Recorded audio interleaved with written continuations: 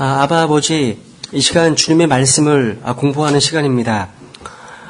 그리스도인에게 주신 여러 가지 이름들에 대해서 공부하고 있습니다. 이 시간 성령님께서 함께 하시고 또 주관해 주셔서 또 말씀을 증언하는 자나 또 듣는 모든 분에게 또 유익하고 복된 시간 되기를 간절히 원합니다. 마치는 그 시간까지 우리에게 주어진 이름들에 부합하는 합당한 삶이 될 수 있도록 성령께서 저희의 삶을 주관해 주시고 또 이 시간을 통해서 주님을 영화롭게 하고 하나님께 기뻐 받으시는 복된 시간 될 수 있도록 주께서 함께 해주시옵소서.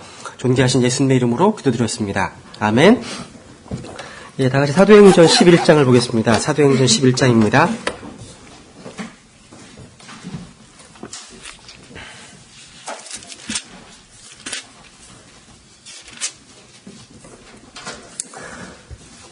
성경에 보면 구원받은 성도들을 이제 그리스도인이다 이렇게 부르고 있는데요.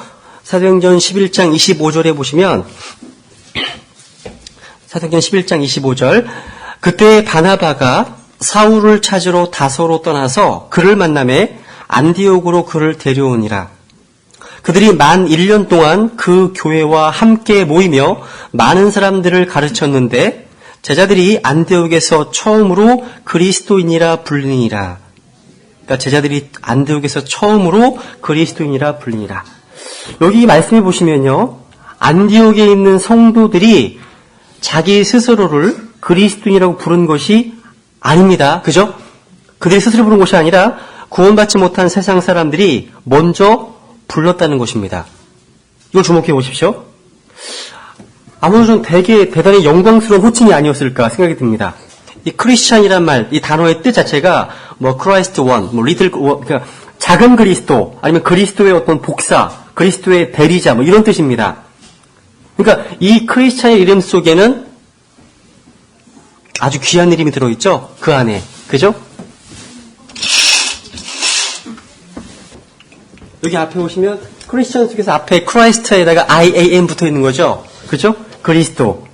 그러니까 너무나 그리스도를 닮았기 때문에요. 세상 사람들이 그러한 닉네임을 주었다는 것입니다. 아주 귀한 일이죠? 여러분, 기독교는요. 죄인이 구원받기 위해 필요한 모든 일을 이루신 한 분과의 관계를 말합니다. 관계입니다. 그러니까 그분과 개인적인 관계를 맺은 자들이 예수 그리스도의 형상과 일치될 자들을 그리스도인으로 불린 겁니다. 여러분 다 그리스도께 속해 있습니다. 그죠? 베드로가 고백했던 것처럼 주는 그리스도시요 살아계신 하나님의 아들이시니이다. 그리고 그 유명한 구절이 있죠. 안디옥에서 그리스도인이라 불렸던 이유 중에 하나가요. 여러분 유명한 갈라디아서 2장 20절을 보십시오. 한번 갈라디아서 2장 20절.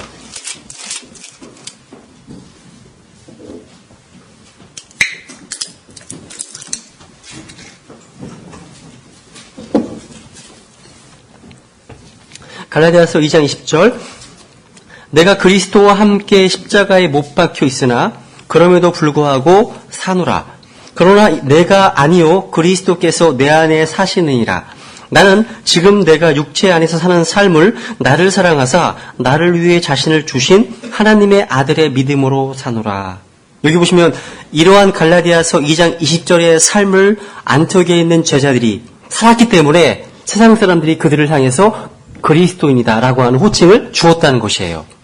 그러니까 그리스도께서 내 안에 사시는 삶을 살아냈기 때문에 그들을 보니까 예전에 이 땅에 사역하셨던 예수 그리스도가 너무나 흡사한 거예요. 그래서 그리스도를 불렸다는 것이에요. 이것이 예수 그리스도와 우리와의 어떤 연합되었다고 하는 보배로운 진리를 보여주는 내용이죠. 성경에 보시면 가장 많이 나오는 단어 중에 하나가 인입니다. 인, 안에서. 그래서 그리스도 안에서, 예수 그리스도 안에서 이런 말이 많이 나오는 곳이에요. 그러니까 안티옥 교회에 있던 성도들은요. 구원만 달랑가는 것이 아닙니다. 천국 티켓만 받은 것이 아니라 계속해서 예수 그리스도를 더욱더 닮아가고 있었던 것이라는 거죠. 그래서 주위에 있던 세상 사람들이 볼 때 자동적으로요. 그들의 어떤 행동과 모습을 보니까 그들은 예수 그리스도를 보는 것처럼 보였던 것이에요. 그래서 그들을 크리스찬이라고 불렀던 겁니다. 크리스찬. 그러니까 크라이스트에다가 IAM 붙어 있어요. 한국은 코리아죠. 코리아. 그죠? 거기다 코리언 붙으면 한국 사람이죠. 그죠? 아메리카에다가 또 AM 붙으면 미국 사람이죠. 마찬가지예요. 크라이스트에다가 IAM 붙으면 그리스도께 속한 사람입니다. 그러니까 우리를 통해서 그리스도를 드러냈기 때문에. 이 크리스찬이라는 이름 자체가요, 신약 성경에서 3번만 나와요. 3번만. 사도행전 지금 말씀 읽으신 이 사도행전 11장에서 나오는데, 역시 사도행전 11장에 보시면 다시 한번 볼까요? 11장. 이 단어가요, 이 그리스도의 이름 자체가요, 교회에 함께 모이는 것하고요, 또 성경을 가르치고 가르침 받는 것과 연관되어 있다는 것이죠. 사도행전 11장 26절 다시 보겠습니다. 그를 만남에 안디옥으로 그를 데려오니라. 그들이 만 1년 동안 그 교회와 함께 모였습니다. 그리고 많은 사람들을 가르쳤습니다. 아하, 그렇구나. 여기 그리스도인이라는 단어는요, 교회에 함께 모이는 것, 그리고 성경을 가르치는 것, 성경을 배우는 것, 교리를 배우는 것, 이런 것과 연관되어 있다는 것이죠. 그죠? 그렇다면 교회에 함께 모이지 않고 성경의 가르침, 교리를 배우지 않는 성도가 있다면 그 성도는 그리스도인이라고 불릴 자격이 없는 것이 아니겠습니까? 그죠? 두 번째로 언급되는 곳이요, 사도행전 26장에 보시면, 사도행전 26장에 보세요. 사도행전 26장 27절 보시면 이제 바울이 아그리빠 왕에게 자기의 어떤 구원 간증을 하고 있는 건데요. 보시면 아그리빠 왕이요, 왕께서는 대언자들의 글을 믿으시는 줄 내가 아나이다 하니, 그때 아그리빠가 바울에게 이르되 네가 나를 설득하여 거의 그리스도인이 되게 하는도다 하매. 야, 참 불행한 사실입니다. 그죠? 그리스도인과, 그러니까 크리스찬과 almost 크리스찬, 거의 그리스도인이 되게 했다. 이거 하늘과 지옥 차이입니다. 거의란 말이 참 불행한 단어입니다. 비참한 단어죠? 거의만 없었다면 아그리빠 왕은 저 하늘에 갔겠죠. 그죠? 그러니까 여기 이 말씀을 보면 이 말씀을 통해서 우리는 예수 그리스도가 필요한 한 사람에게 자신의 구원 간증을 드러내고 있는 바울을 보게 됩니다. 그런데 이 구원의 문제를 해결하지는 못했죠. 그죠? 거의 그리스도인이 하는도다. 마지막으로요, 베드로전서 4장에 보시면, 베드로전서 4장. 여기에 또 마지막으로 이제 그리스도인이라는 이름이 나오는데요. 베드로전서 4장 14절. 너희가 그리스도의 이름으로 인해 비방을 받으면 행복한 자로다. 영광의 영 곧 하나님의 영께서 너희 위에 머물러 계시느니라. 그분께서 그들 편에서는 비방을 받으시나 너희 편에서는 영광을 받으시느니라. 그러나 너희 중에 아무도 살인자나 도둑이나 악을 행하는 자나 남의 일에 참견하는 자로 고난을 받지 말라. 그럼에도 어떤 사람이 그리스도인으로 고난을 받으면 그는 부끄러워하지 말고 도리어 이 일로 인해 하나님께 영광을 돌리라. 그리스도인으로 고난을 받으면, 이것은 고난과 시련 가운데 있는 그리스도인, 그러니까 구원받은 성도들을 말하고 있습니다. 그죠? 그러니까 우리가 예수 그리스도의 어떤 복사, 예수 그리스도를 대표하는 자, 작은 그리스도로서요, 구원받은 성도들의 어떤 정체성을 잘 드러내주는 중요한 표식 중에 하나가 바로 고난입니다. 고난. 왜냐하면 예수 그리스도께서 먼저 고난당하셨기 때문에. 먼저. 우리는 예수 그리스도의 형상과 일치되도록 정해져 있습니다. 근데 이 땅에 예수님께서 사실 동안의 그분의 형상은 어떠셨습니까? 이사야서 52장에 보시면, 볼까요? 한번 확인해 보죠. 이사야서 52장에 보시면, 우리 구원받은 모든 성도들은 예수 그리스도의 형상과 일치되도록 정해졌습니다. 그죠? 확정된 거죠? 근데 예수님께서 이 땅에 사셨을 때 그분의 모습은 이사야서 52장 13절에 보시면, 보라 내 종이 슬기롭게 행할 터인즉 예수 그리스도십니다. 그가 높여지고 격찬을 받으며 지극히 고귀하게 되리라. 그의 얼굴이 누구보다도 더 상하였고 그의 모습이 사람들의 아들들보다 더 상하였으므로 많은 사람들이 너를 보고 놀랐느니라. 이것이 바로 예수 그리스도의 모습이요 그분의 형상이었습니다. 그럼 우리가 더 나을 수 있을까요? 그분의 제자라면? 그죠? 우리가 그리스도인, 크리스찬이라는 이름대로 살려고 한다면 우리는 예수님께서 하신 모습을 보고 배워야 되겠죠. 그분께서 하신 대로 살아야 하는 것이 중요한 것이에요. 여러분 예수 그리스도의 삶은요. 삶은 흥미로운 사실이요. 누군가의 필요를 볼 때마다 누군가의 무거운 짐을 볼 때마다요. 그 필요를 채워주셨고 그 짐을 덜어주셨음을 보게 되는 곳이에요. 이런 자기를 위해 사는 삶이 아니라 남을 위해 하는 삶. 그래서 마태복음 20장에 보시면 이와 같이 사람의 아들도 섬김을 받으러 오지 아니하고 도리어 섬기며 자기 생명을 많은 사람의 대속물로 주려고 왔느니라. 또 사람의 아들은 잃어버린 것을 찾아 구원하러 왔느니라. 여러분 요즘 겨울철에 지하철 가시면 땡그랑 하면서 구세군 자선남비 있죠. 그죠? 이 구세군을 만드신 분, 구세군의 창설자가 바로 윌리엄 부스 장군입니다. 윌리엄 부스 장군. 이 윌리엄 부스 장군은 복음을 전하고요. 다른 이들을 도우면서 자신의 삶을 살았던 아주 위대한 그리스도인이었습니다. 근데 이 부스 장군이요. 몸이 너무 아파가지고 예정된 모임에 참여할 수 없게 되었습니다. 그래서 그 모임을 주관했던 분들이요. 부스 장군에 와가지고 오늘 오지 못하시지만 우리에게 해주실 메시지를 좀 전해달라고 우편으로 써달라고 이렇게 요청을 했습니다. 근데 뭐라고 썼는지 아세요? 한 단어 썼어. 한 단어.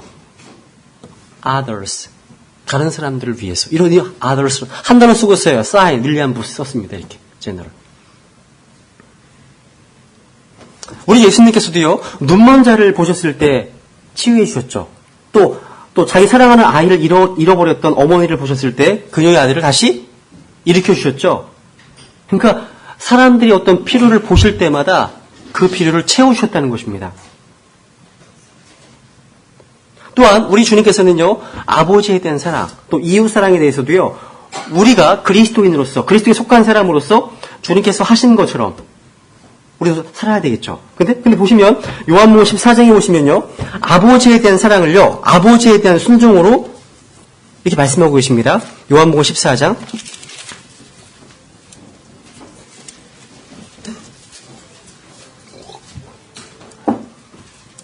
31절. 요한복음 14장 31절. 다만 내가 아버지를 사랑하는 것과 아버지께서 내게 명령을 주신 대로 내가 행하는 것을 세상이 알게 하려 하노라. 일어나라. 우리가 여기를 떠나자 하시니라. 아버지를 사랑하는 것과 또 아버지께서 명령을 주신 대로 행하는 것. 연관되어 있습니다. 옆에 14장 15절 보시면 너희가 나를 사랑하면 내 명령들을 지키라. 그러니까 하나님에 대한 사랑은 바로 하나님에 대한 순종으로 드러난다는 것입니다. 그죠? 또 다른 이들의 사랑 마찬가지입니다. 마태복음 9장에 보시면요.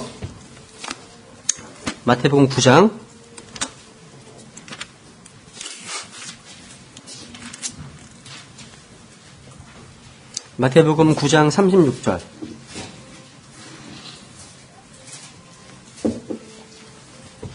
불쌍히 여기시는 마음. 그러나 그분께서 무리를 보시고 그들을 불쌍히 여기는 마음을 가지셨으니 이는 그들이 목자 없는 양같이 지치고 널리 흩어졌기 때문이라. 여기 보시면 그분께서 무리를 보시고 먼저 봐야 됩니다. 누구를 봤다고요? 목자 없는 양같이 흩어져 버렸던 무리들을 보셨습니다. 자기만 본 게 아니에요. 자기 어려움만 본 것이 아니고 교회 안에서만 시선을 머무르는 것이 아닙니다. 무리를 봤다는 거예요. 무리를. 그러니까 이게 균형이 필요하다는 거죠. 그죠? 우리는 교회로 모여야 합니다. 교제도 하고 예배도 드립니다. 그 목적이 뭐죠? 우리 각자의 위치에서 각자의 처소에서 좋은 선한 영향력을 끼치기 위해서 사람들에게. 그러니까 이게 균형이 필요하다는 게 모이는 교회가 필요하다면 흩어지는 교회도 필요하다는 거. 그러니까 어떤 교회 가면 교회에 너무 집중하는 그런 모임이 있습니다. 너무 교회에 집중해. 어떤 교회는 교회의 어떤 그런 것들은 무시하고 또 밖에 나가서 전도하는 것만 또 강조하는 거. 그래서 책 제목이 이런 제목은 참 좋더라고요. 두 날개로 비상하는 교회. 두 날개. 그 두 날개 뭔가 서론을 봤더니 모이는 교회가 있고 흩어지는 교회가 있습니다. 우리가 예루살렘 교회 보시면 초대교회를 보시면 하나님께서 명령을 주셨잖아요. 너희가 성령을 받으면 예루살렘과 온 유대와 사마리아 땅끝 나의 증인이 되리라고 말씀하셨죠. 증인이 되리라고. 근데 너무 교회를 모이는 게 좋아. 좋다 보니까 하나님께서 그 명령에 순종하지 않아요. 그러니까 하나님께서 사도행전 8장에 보시니까 핍박이라는 막대기를 딱 던져가지고 흩어버리십니다. 교회를요. 그러니까 균형입니다. 그러니까 교회 안에서 모이고 교제하면 좋습니다. 근데 그 목적은 뭐냐면 세상에 나가서 흩어져 있는 무리들, 목자면 양과 같은 무리들을 보시고서 우선 마음속에 불쌍히 여기는 마음을 가지고 예수 그리스도를 증언하기 위해서. 그러니까 영적인 대중교를 위해서 모이는 겁니다, 이게. 두 가지가 균형이 필요하다는 거죠. 그죠? 무리들을 보셨습니다. 여러분 보고 계십니까? 나만 보는 게 아니고 교회에 있는 분들만 보는 게 아니에요. 흩어져 있는 어린 양들, 흩어져 있는 양들과 같은 그런 무리를 보셔야 합니다. 그리고 나서 그들을 불쌍히 여기는 마음을 가지셨으니, 그들을 판단하는 마음이 아니죠. 그들을 정죄하는 마음이 아닙니다. 그들 위에 있는 그런 교만한 마음이 아니라는 거죠. 제가 교제하다 보면 세상에 대해서 얘기를 하시면서 아주 굉장히 판단하는 그런 굉장히 쉽게 합니다. 쉽게. 근데 그 마음보다 예수님께서는 그들을 보셨을 때 먼저 마음으로 불쌍히 여기셨다는 거. 그러니까 우리를 좀 비춰볼 수 있겠죠? 머리를 보시고 불쌍히 여기는 마음을 가지셨다. 그죠? 이런 마음들. 우리가 그리스도인이라면 우리 주님께서 아버지에 대한 사랑, 또 이웃에 대한 사랑, 그대로 따라가야 되겠죠. 행동해야 되겠죠. 그죠? 예수님께서 사신 것처럼. 또한 고린도후서 8장에 보시면요, 우리의 어떤 드림, 우리의 몸을 드리거나 우리의 물질을 드림에 있어서도요, 그리스도인으로서 주님께서 행하신 것처럼 또 되어야 되겠죠. 고린도후서 8장에 보시면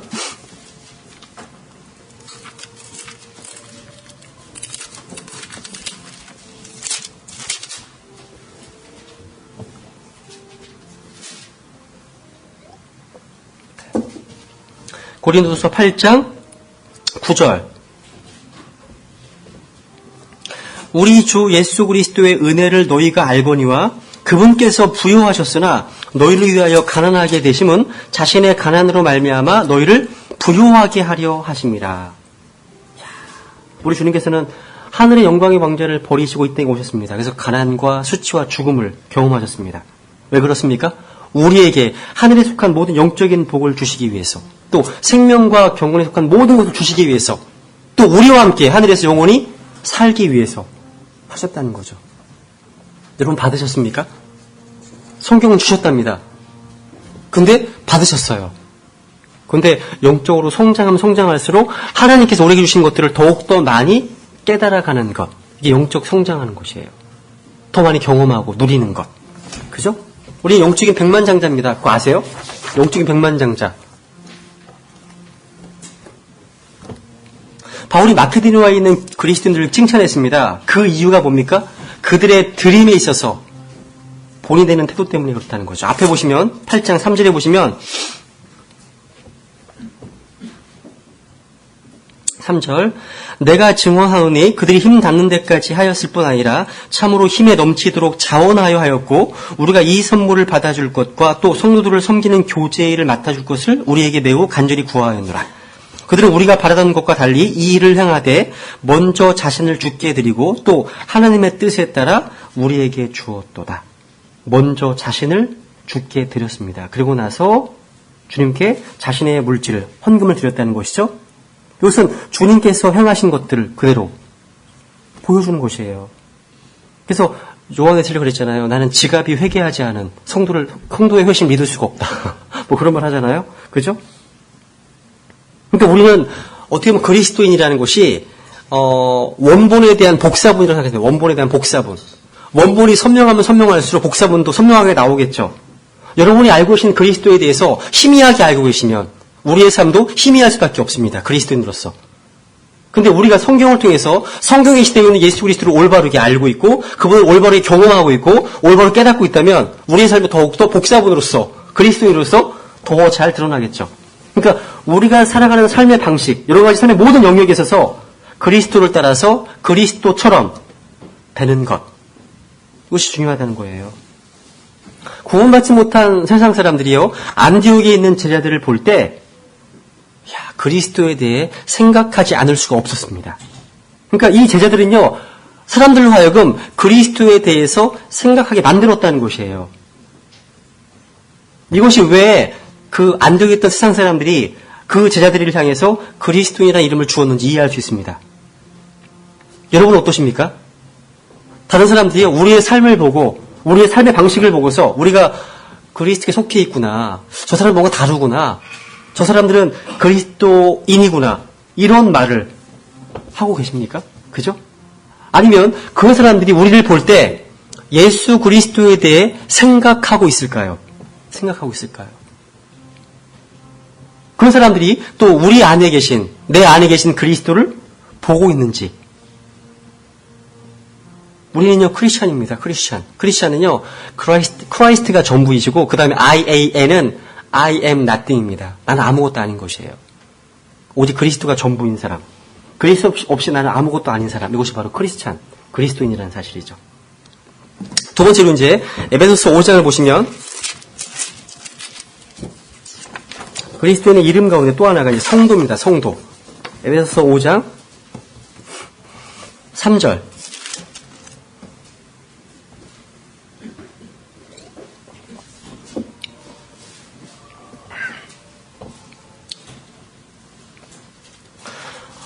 오직 음행과 모든 부정한 것과 탐욕은 너희 가운데서 한 번이라도 그 이름조차 부르지 말라.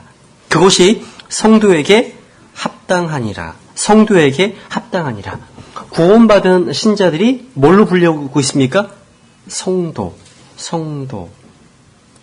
이것이 신명기 33장에 보시면 처음으로 언급되고 있습니다. 예수 그리스도께서 재림하실 때 함께할 성도들에 대한 모습으로. 여러분, 이 성도라는 이름 자체가요, 어떤 완전한 상태를 말하는 것이 절대 아닙니다. 세인츠 그러면 로마 카톨릭에서 뭐 성자 그래가지고 성인 그래가지고요, 굉장히 어떤 좀 굉장히 높은 경지에 다다른 그런 사람을 얘기를 하잖아요. 전혀 그렇지 않습니다. 이 세인트, 성도라는 이름 자체가요, 완전한 상태를 언급하는 것이 아니라 예수 그리스도 안에서의 우리의 신분, 우리의 포지션, 위치를 말하는 것이에요. 스탠딩. 그러니까 하나님께서 따로 떼어 놓으신 사람이라는 뜻입니다. 여러분, 예수 그리스도를 믿어서 구원받은 성도들은요, 불러냄을 받은 백성들, called out people이죠. 그죠? 그뿐만 아니라요, 하나님께서 따로 떼어 놓으신 백성들입니다. 그래서 시편 4편에 보시면 오직 주께서 자신을 위해 하나님을 따르는 자를 따로 두신 것을 알지어다. 이런 말씀하십니다. 흥미로운 사실은 여러분, 고린도 교회가 어떤 교회였습니까? 고린도 교회. 이 고린도 교회는요, 그리스도께 수치를 끼치는 그런 교회였습니다. 육신적인 교회였습니다. 죄악에 빠져있는 교회였습니다. 무질서한 교회였습니다. 그런데 바울이 고린도 교회에 편지를 쓸 때 고린도 전서와 후서에서 그들을 세인츠, 성도라고 불렀다는 사실. 성도라는 것. 카톨릭이 보면 아주 깜짝 놀랄 만한 구절이 아닐까요? 1장 1절 보세요. 고린도전서 1장 1절.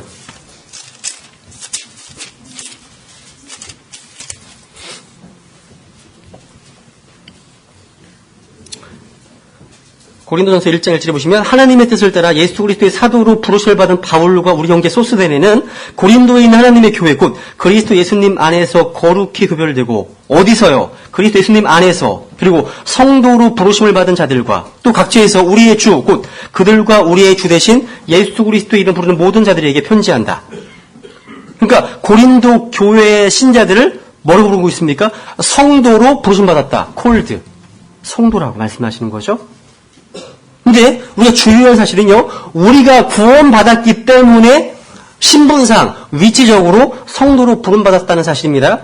근데 그뿐만이 아닙니다. 아까 에베소서 5장에서 말씀하신 것처럼 실행에 있어서도 성도가 되도록 부름받았다는 것이에요. 그러니까 성도로 부름받았다면 그 다음 뭐예요? 성도답게 살라 이런 뜻입니다. 우리의 신분이 성도라면 우리의 실행도, 우리의 삶도 성도가 되어야 한다는 뜻이죠. 그런 말씀이라는 거죠. 모든 거듭난 신자는요, 다 성도입니다. 하느님과 하느님의 왕국을 위해서 하느님께서 따로 떼어 놓으신 그런 말입니다. 예를 들어 이런 것이에요. 여러분이요, 만약에 이명박 대통령이 연설을 하십니다. 연설을 하시는데 여러분 앞에 앉아 계세요.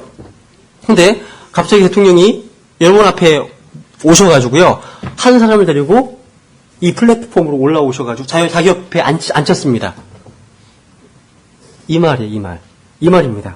이게 아주 특별한 장소에 두었다는, 다른 사람들로부터 따로 떼어놓았다는 사실이에요. 이런 뜻입니다. 아주 매우 특별한 장소에 놓았다는 것이죠. 그리고 다른 사람들과 다르게 대우하셨다는 사실입니다. 그러니까 하나님께서 한 사람을 구원하실 때요, 그를 따로 떼어 놓으십니다. 그리고 매우 특별한 장소에 앉게 하시는데 거기가 어디냐? 에베소서 2장에 보시면 하늘입니다. 하늘. 에베소서 2장.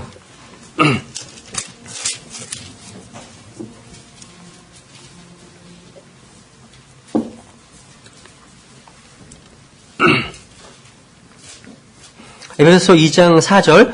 긍휼이 풍성하신 하나님께서 친히 우리를 사랑할 때 보여주신 자기의 크신 사랑으로 인하여 심지어 우리가 죄들 가운데서 죽었을 때 우리를 그리스도와 함께 살리셨고 너희가 은혜로 구원을 받았느니라.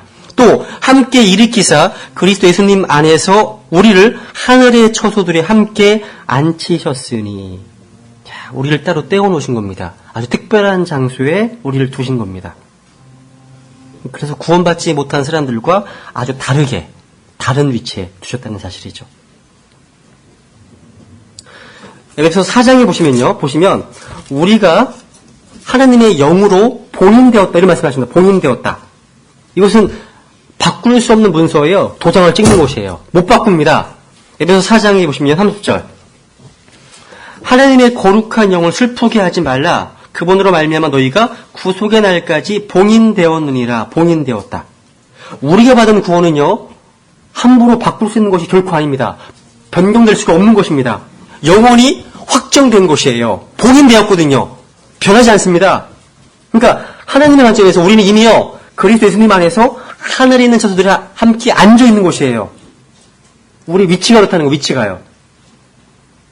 그렇다면 우리가요, 성도다워서 구원받은 것이 아닙니다. 동의하시죠? 우리가 성도다워서 구원받았습니까? 아니에요. 우리가 구원받았기 때문에 성도다워야 하는 것이에요. 이해되시죠? 그죠? 마치 이럴 수 있습니다. 제 아내가 저랑 결혼을 했습니다. 결혼하고 나서, 결혼은 뭐예요? 서로에 대한 헌신이죠? 그죠? 나를 위해서 요리도 하고요. 또 우리 가정을 잘 지키고요. 홈키퍼로서 이끌을 하시고, 또 여러 가지 집안일을 할 거 아니에요. 그죠? 근데 이 일을 하는 것이요, 아내가 되기 위해서 일하는 것입니까? 아닙니다. 아내로 따로 저를 위해서 때로 떼어진 거 아니에요. 그죠? 아내로 부름받았기 때문에 그런 일을 하는 거라는 것이죠.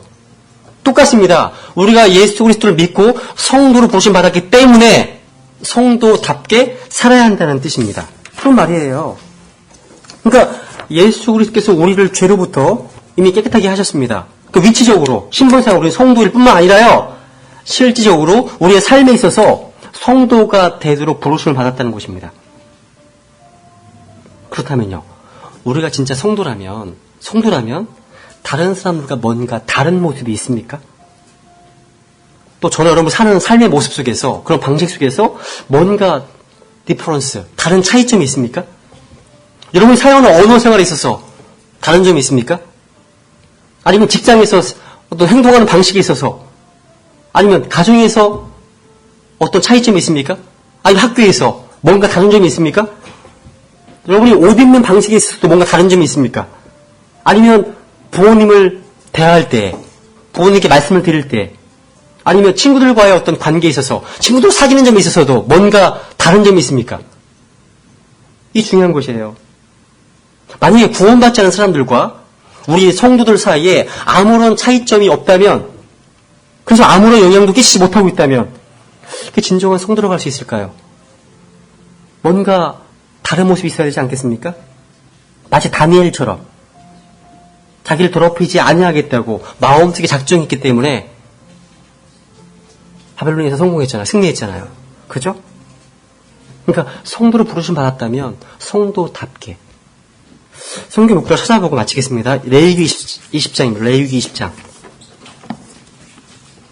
하나님 말씀을 확인해 보면 될 것 같습니다. 레위기 20장. 레위기 20장 24절.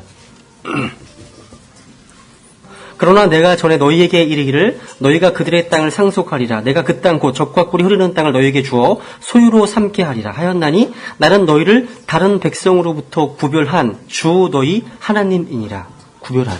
25절. 그러므로 너희는 정결한 짐승과 부정한 짐승, 부정한 알짐승과 정결한 알짐승 사이 구별을 두고 내가 부정한 것으로 여겨 너희로부터 분리시킨 짐승이나 날짐승이나 땅에 새기는 그 어떤 생물로 인하여 너희 혼을 가증한 것으로 만들지 말지니라.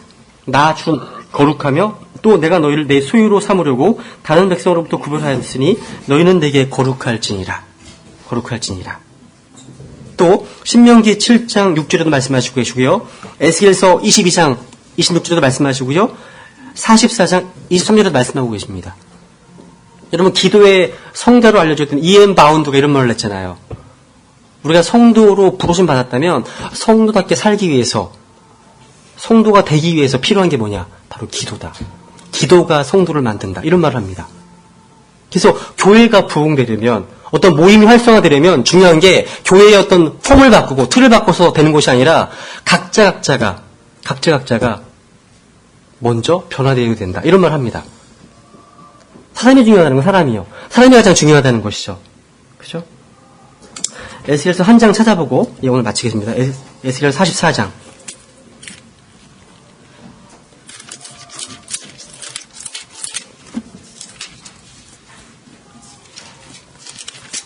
(44장)